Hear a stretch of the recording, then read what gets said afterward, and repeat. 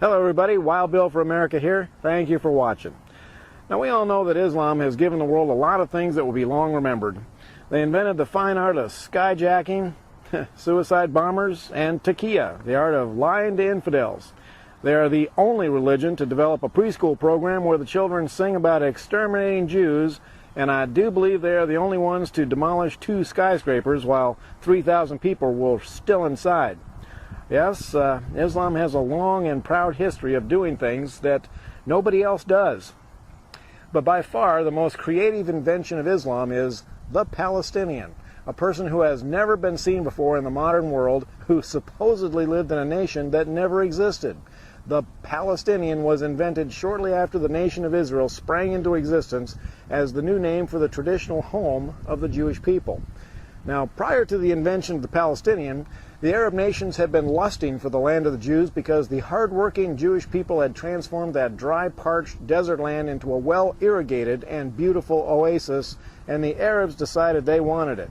So in the traditional Muslim style, they sent in massive armies to massacre the Jews and steal their land. But the Israelis stomped the living doggy-doo out of them and sent the Arabs fleeing back across the border like a bunch of whipped puppy dogs, and they've been afraid of the Israelis ever since. But prior to the invasion, the Arabs warned all the Jordanians, Syrians, and Lebanese living in Israel to get out. They confidently told them that within a few days they could waltz right back in and take over the homes of the exterminated Jews.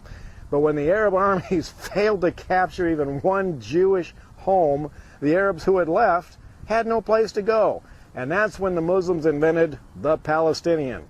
They told the Jordanians, Syrians, and Lebanese that they are now Palestinians, and they were to spread the story that the Jews had stolen their homeland from them, leaving them as poor refugees.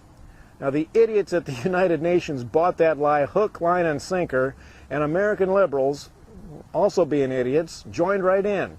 And the Palestinian came into existence for the express purpose of causing trouble for Israel. So today, when we hear liberals whining that the Jews are illegally occupying the land of poor Palestinians, that is nothing but a big pile of horse pucky, and I can prove it. The next time you talk to one of these supporters of the poor Palestinians, ask them a few questions. Like, what year did the nation of Palestine come into existence? What were its national borders, and what year did it cease to exist? Well, since it never existed in the first place, they won't be able to answer you. But don't stop there. Ask them, what currency did the nation of Palestine use, and why is there no history of it?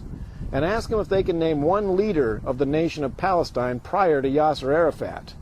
Of course, these questions tend to force liberals to face truth. Now, normal people, when confronted with truth, tend to change their opinion if necessary. But don't expect this from American liberals. Truth just makes them angry. Now, it is crystal clear who the good guys are in this conflict, and as an American, I am proud to stand with Israel against the liars and murderers of the Middle East. And as an American, I am ashamed that our liberals tend to take the side of the liars and the murderers of the Middle East. This is Wild Bill for America. Thank you for watching, and God bless America again.